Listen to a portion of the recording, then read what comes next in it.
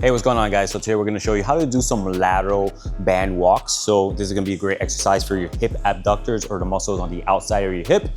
Very good for sports performance, stability of the hip during running, jumping activities, right? So you could use one of these more like cloth bands, going to have a lot more resistance, or you could use one of these more like elastic bands, right? You want something that's pretty strong, nothing that's too light, or else you're not going to really get the effect of this exercise, right? So with the band, the higher it goes on the knees, the easier it's going to be.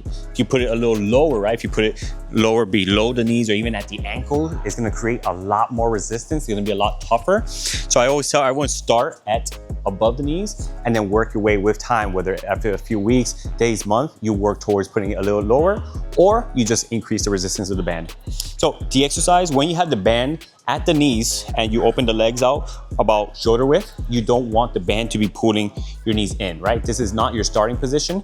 You need to use the muscles of your hips to push those knees out. Now, we don't have to have them too far, right? Just kind of like level with the knees or in line with the knees or, and the toes and the foot. So we're gonna do steps sideways, right? We're gonna step out, in, out, in. Now you could do this for about like 10 steps to the right, 10 steps to the left, something like that. You're gonna feel the muscles of the hips burning. Now, very important, when you're doing these, the goal of this is not just to walk and kind of walk weird like this, right? You're trying to maintain the knees in this position, right? So as you step out, that band's gonna wanna turn or move those knees in. You need to keep those knees out, right? We're always walking here, right? I always tell everyone, imagine like you're on a horse, right? When you're on a horse, you're in that saddle position. So you wanna maintain that the whole time. So from the side, it's gonna be here. I want you to go bring your hips back, get into a little mini squat here. If you play baseball, you play sports, right? That sport position right here, cool. And we're just gonna start walking sideways.